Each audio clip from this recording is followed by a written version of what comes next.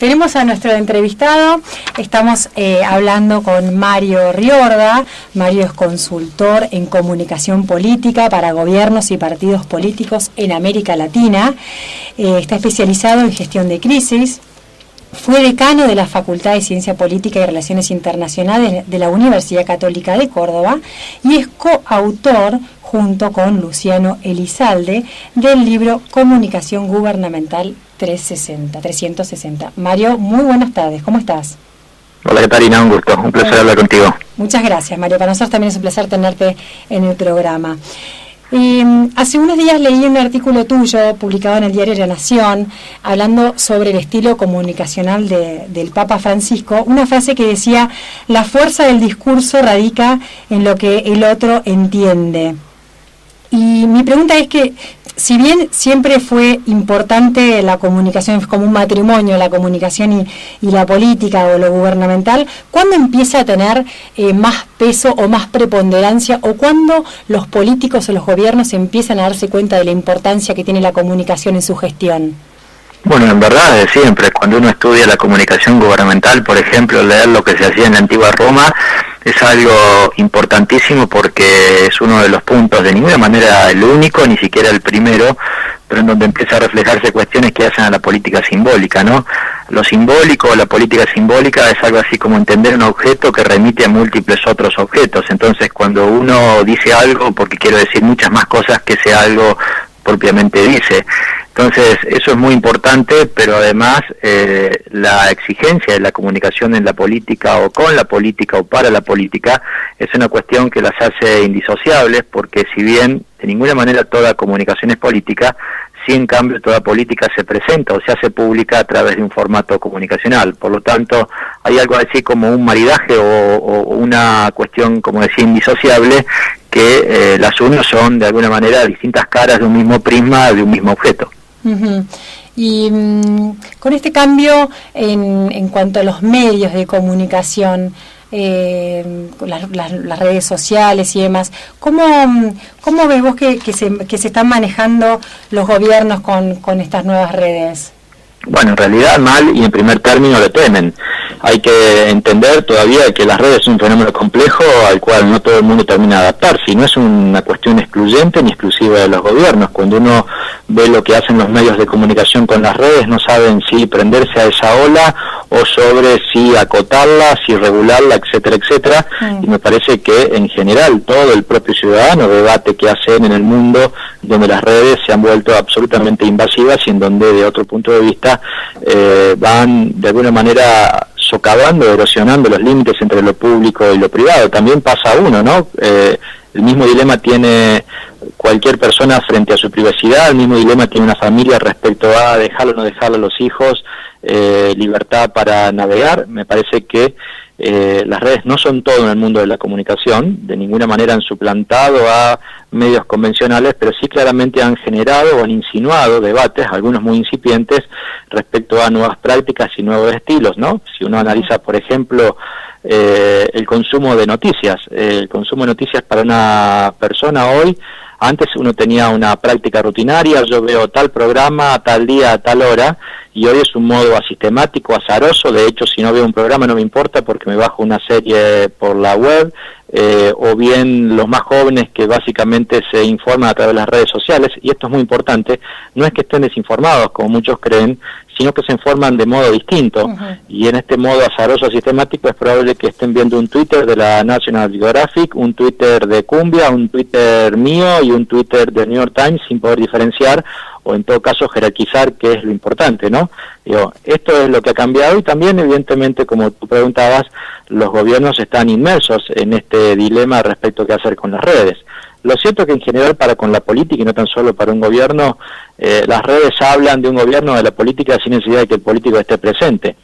Entonces, claro, bien o mal, ¿no? Entonces, quizás la idea de la presencia hoy es una cuestión básica, sobre todo cuando uno tiene algo así como un pensamiento convergente.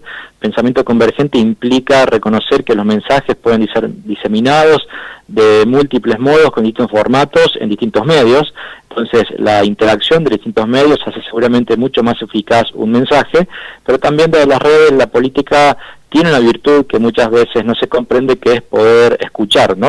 El concepto de escucha digital básicamente hace que un gobierno esté mucho más atento a tendencias, a prácticas, a cuestiones, a debates, a críticas y, por qué no, también a propuestas.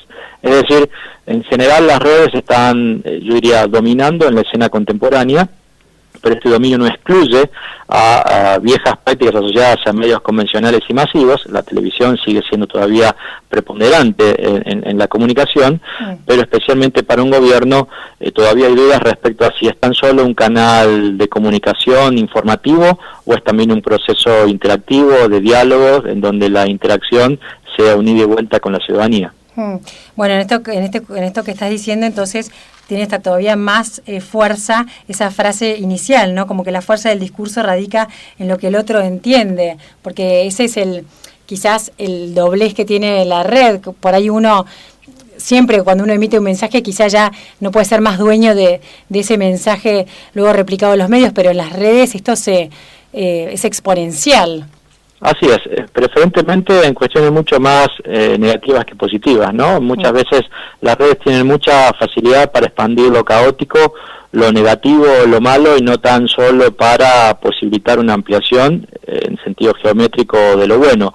Pero bueno, también ahí está la capacidad o la virtud de una buena gestión, y gestionar la comunicación también desde el punto de vista de lo gubernamental o de la política es también la gestión en sí misma, ¿no?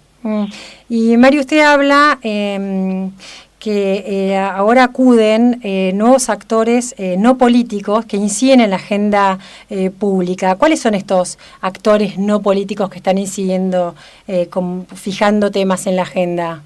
Bueno, a ver, esa tesis de que la política no es tan solo por los actores clásicos convencionales de la política implica que cualquier persona, sea un individuo con peso público o circunstancialmente con peso público, u organizaciones, pueden llegar a tener el mismo eco que históricamente tenían, por ejemplo, los partidos políticos o los líderes políticos.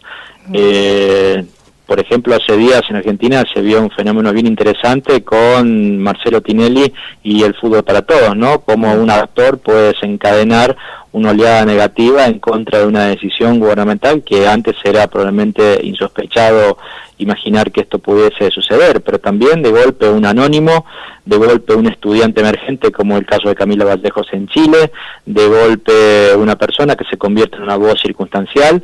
Hace unos días sucedía en Gran Bretaña uno de los congresos de ciencia política más importantes del mundo, y el título que llevaba era, entre signos de interrogante, el fin de los partidos políticos. Evidentemente lo que esto muestra es que hay una lógica movimentista, y esta idea de movimiento significa colectivos organizados, pedacitos de la sociedad organizados colectivamente, que pueden incidir o tener mucho más peso que los propios partidos políticos. No significa esto que los primeros desaparezcan, sino básicamente que los segundos toman una dimensión como mínimo igual y en muchos casos superior a los propios actores históricos de la política, ¿no? Entonces, de esto se trata. A los procesos de gestión o la política en general se vuelve muchísimo más dinámica, se vuelve muchísimo más interactiva, se vuelve mucho más tironeada por demandas, por intereses, por presiones, y esto además se ve públicamente en el día a día. Antes había que imaginar grandes tendencias que se constataban en algún momento. Ahora es probable que algunas tendencias aparezcan simplemente de modo diario porque alguna política no gustó y se genera un mal humor social que hace frenar una política que antes seguramente hubiera que haber esperado meses para que eso se logre, ¿no? Sí, más democrático también, ¿no? Sí, probablemente sea más democrático, exactamente. Esta idea, no siempre digo, pero en general sí, y esta idea torna, si se quiere, a la política mucho más plebiscitaria en el sentido de que está mucho más dominada por la inmediatez, y en donde el pueblo tiene, o no solamente el pueblo, sino diversos actores tienen una capacidad de veto que, insisto, antes hubiera sido inimaginable. Buenas tardes, Mario. Mi nombre es Elisa, acá compañera de Catalina. Hola, un gusto. Una consulta, la frase de McLuhan, el modo es el mensaje, ¿cómo se modifica con todas estas nuevas tecnologías y con lo que estamos hablando de los cambios en las tendencias? Bueno, en general no se modifica, sino que básicamente se amplifica. Esa frase de Luján hoy ha adquirido una dimensión fenomenal, incluso para quienes nos dedicamos a la definición de las estrategias comunicacionales a gran escala. Básicamente hoy, cuando uno antes imaginaba definir la estrategia, hoy directamente es definir el mensaje, porque el mensaje lleva implícito la estrategia de fondo, es lo que se hace público, es lo que se manifiesta, y a mayor nivel de simplicidad, mayor nivel de pregnancia, es decir, de efectividad, ¿no? Entonces, insisto, los medios han generado, para bien o para mal, una expansión de posibilidades, de potencialidades que antes se veían solo así a escala potencial y que hoy son reales, ¿no? Uh-huh. ¿Cómo cree usted que ha estado manejando el gobierno las diferentes crisis que le ha tocado atravesar, como por ejemplo la tragedia de Once o las inundaciones de La Plata, que han sido en muchos aspectos cuestionadas por la sociedad? ¿Usted cómo lo ve?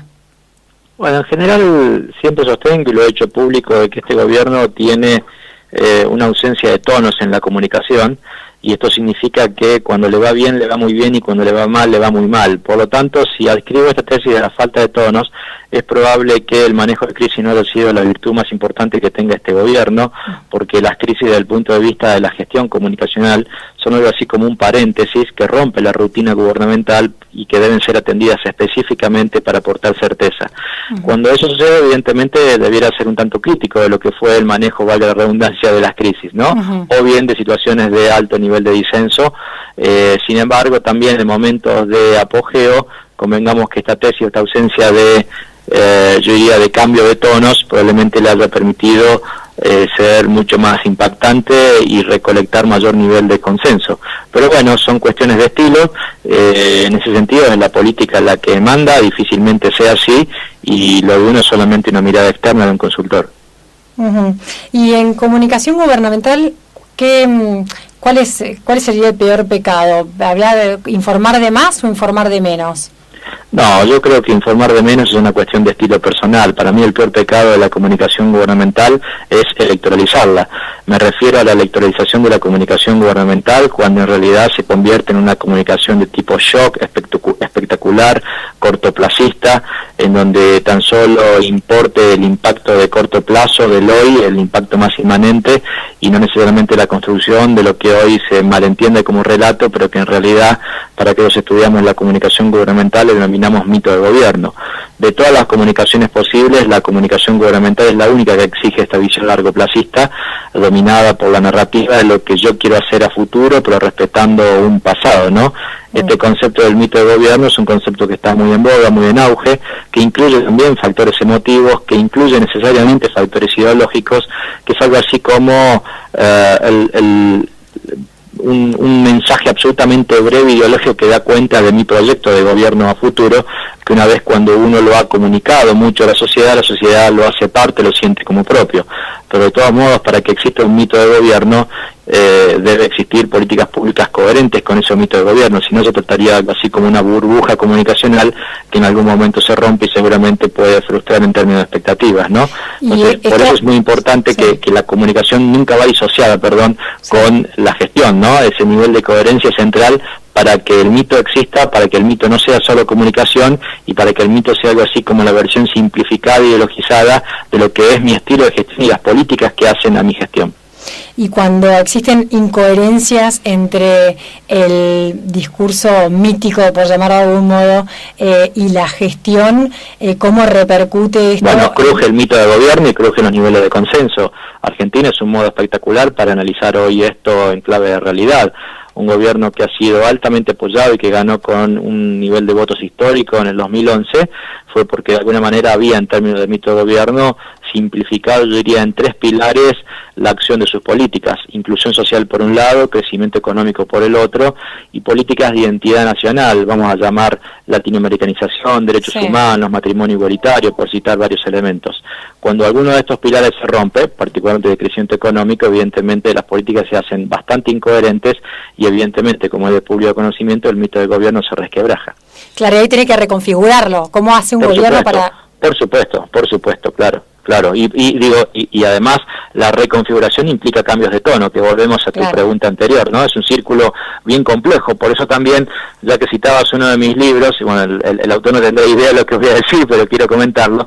Yo cuando dibujo a través de diagramas o de gráficos a la comunicación gubernamental, siempre la dibujo de modo circular, porque creo que así la entiendo, ¿no? Es un proceso dinámico que se va retroalimentando y que, esto es lo más importante para mí, no tiene puntos de llegada. Por eso es largoplacista, aunque incluso la gestión haya acabado, la comunicación gubernamental se sigue resignificando porque la sociedad sigue opinando de ella, porque los actores nuevos siguen opinando de lo pasado. Entonces, esta es la exigencia largoplacista que no tiene nunca una campaña electoral. Y esa resignificación toma simbologías que están en la sociedad, o sea, construir este relato mitológico debe venir con ideología del gobierno, pero a su vez, toma de sus electores o de la sociedad en general nuevas imágenes o nuevos símbolos para reconfigurar. Mira, ni nuevas ni viejas, imágenes y símbolos, sean nuevas o sean viejas, no excluyentemente ni uno ni otro, pero un mito de gobierno no puede fundarse en el aire, es decir, si yo vivo en Argentina no puedo creer que de un día para el otro seré Singapur, por lo tanto hay un respeto al pasado, incluso un pasado mucho más viejo, ¿no? Gran parte de los mitos de gobierno se han reconstruido siempre en función, algunas veces, de pasados que son siglos hacia atrás, algunos de pasados recientes. El hablar de alguna manera, el legado negativo para la sociedad del neoliberalismo significó para muchos gobiernos en América Latina, incluso el de Argentina, una plataforma que reconoce una situación compleja. Hay muchos otros que parten de legados históricos. Evo Morales parte de la recuperación de la dignidad de hace 400 años desde la colonización española en América Latina. En este sentido no hay recetas, siempre en Italia está ese concepto de la vieja Roma. Entonces, desde este punto de vista, no hay tiempo hacia atrás, pero tampoco puede ser solo el hacia atrás, y hay que tener elementos simbólicos que den cuenta de una visión esperanzadora, de un rumbo futuro que todavía no está y que es lo que uno propone. No es un mito de gobierno ni puro pasado, porque sería algo así como una gestión nostálgica pura, ni puro futuro, porque desconocería una situación de la cual se parte una dimensión simbólica que representa la sociedad, que representa la complejidad de la cual se parte hoy, etcétera, etcétera. Entonces desde ese punto de vista siempre es una combinación de las dos cosas, y un gobierno inteligente o la política inteligente siempre va a tratar de combinar ambas esferas. Riorda, y usted habló de los tres mitos grandes que este gobierno trabaja en clave de realidad, ¿no? En elegir, por ejemplo, lo menos tres pilares discursivos en los cuales se ha basado, ¿no? Más allá del juicio de valor que pueda tener personalmente o que pueda tener la ciudadanía. No, en clave discursiva, exacto, pero cuando un gobierno elige, por ejemplo, no mencionar o no admitir, por ejemplo, el tema de la inflación o que ha tardado en admitirlo discursivamente hablando, ¿no? Que al principio no había, después, o mismo con el tema de la inseguridad, cuando hablan que es una sensación, o sea, y la realidad a veces se va imponiendo y eligen todavía no nombrarlo. ¿Esa transición no es costosa para el gobierno a fin de cuentas? Sí, por supuesto, pero ni lo dudes. Esta como muchas otras, para este gobierno y también para otros. En ese sentido, por eso digo, las decisiones políticas corresponden a la política. La política es una fábrica fabulosa, si no la más importante, de palabras o de conceptos o neologismos que básicamente muchas veces tapan o de alguna manera intentan gestionar la realidad de un modo distinto. No es la primera vez que sucede que un gobierno crea eufemismos, ¿no? Y sí, evidentemente muchísimas veces traen daño, y esto es parte de los tonos que sostengo, muchas veces no se reconoce. La situación de un gobierno en situación delicada en términos de consenso o en situación de un consenso que no es el mejor, evidentemente implica que uno debe cambiar la perspectiva frente al modo de gestionar al menos la comunicación.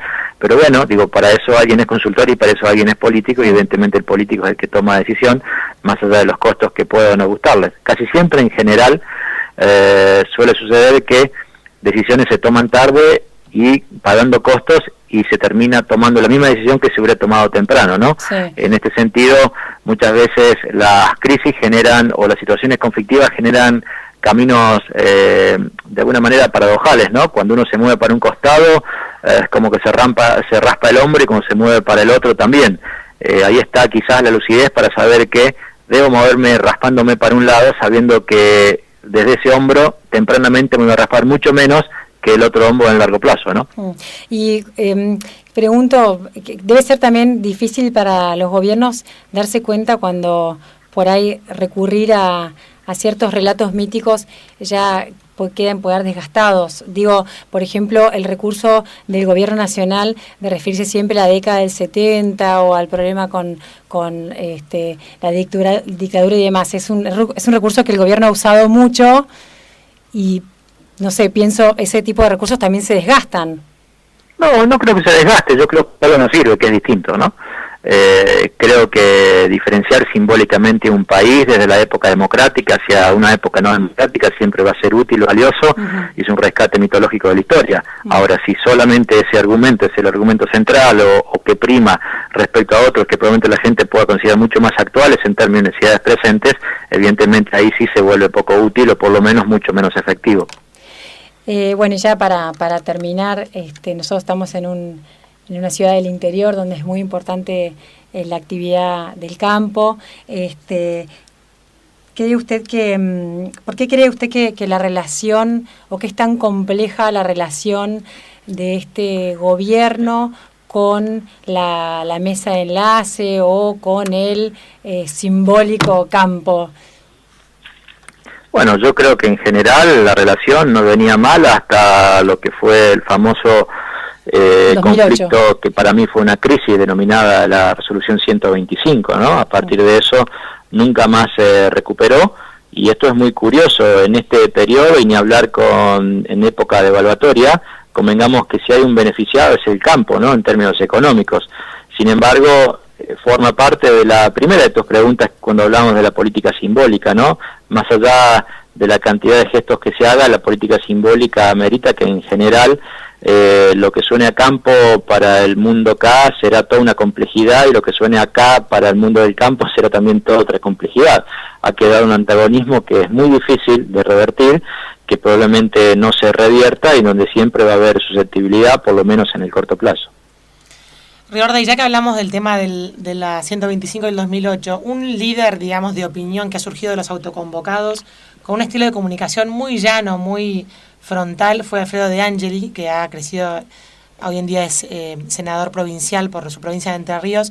¿Qué tiene para decirnos? Quizás es un modelo de comunicación que no se ve mucho en política, esta especie como de franqueza o de llaneza para hablar, que hizo que mucha gente lo siguiera o lo considera un buen comunicador.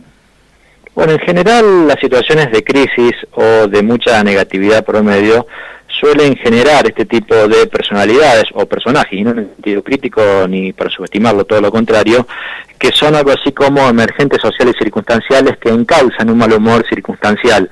En ese caso, Alfredo De Angeli será algo así como la voz del pueblo dentro de los afectos, llámese el sector rural, y fue, de alguna manera, por lo menos de mi punto de vista, un liderazgo emergente que tenía peso público en la medida en que se oponía desde su singularidad, su espontaneidad, su voz de pueblo, su voz de chacarero común frente a la política. No obstante ello, el tránsito o el paso de ese liderazgo sectorial, circunstancial hacia la política es muchísimo más difícil, y no todo el mundo ha pasado. Sí. Ha tenido un desempeño notable, pero no deja de ser discreto en términos comparativos para que ese liderazgo social o sectorial se transforme en un liderazgo público o político de mucha mayor amplitud. Ahí hoy planteo serios interrogantes, y seguramente su actuación política hoy con su nuevo cargo dará cuenta de sus chances a futuro. Claro.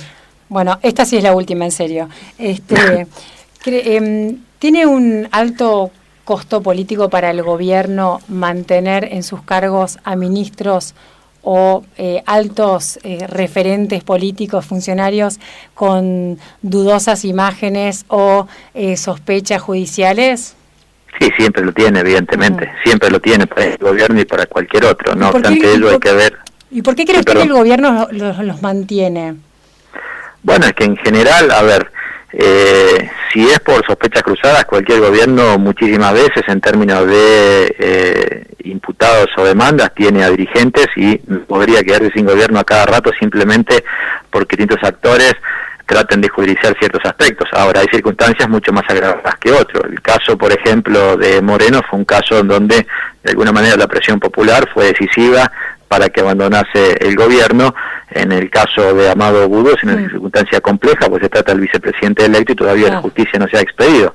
A partir de eso, seguramente a algunos actores de la política o de la ciudadanía les gustaría una renuncia temprana, muchos recomiendan eso, a otros no, pero bueno, digo, depende básicamente de las percepciones políticas de cada uno, y en este sentido este gobierno nunca fue políticamente correcto desde el punto de vista de seguir todas las convenciones sociales que seguramente otros sí seguirían, ¿no? Convengamos que en términos electorales mal no le ha sido en términos acumulados, pero bueno, los tiempos cambian y evidentemente también retorno a lo que antes decía, cuando los tiempos cambian uno debe cambiar los tonos y seguramente los estilos o las prácticas que antes usaba y les iba bien, y ahora probablemente habrá que revisarlo, ¿no? El gobierno probablemente, creo, esté revisando parcialmente, no todo, algunas de sus prácticas, y seguramente el tiempo lo hará. Mario Riorda, muchísimas gracias por conversar con nosotras. Bueno, ha sido un gusto, un placer.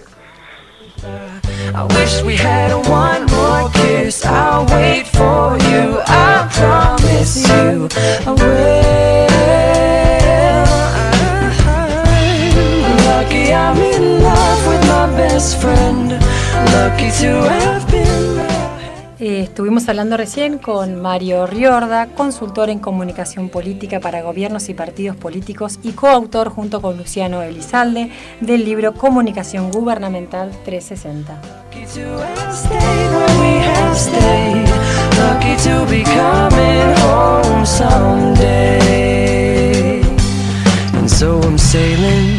Through the sea to an island where we'll meet. You'll hear the music, feel the air. I'll put a flower in your hair. Golden breezes through the trees move so pretty. You're all I see as the world keeps spinning round. You hold me right here, right now. Lucky I'm in love with my best friend. Lucky to have been where I have been. Lucky to be coming home again. Lucky we're in love in every way. Lucky to have stayed when we have stayed. Lucky to be coming home someday.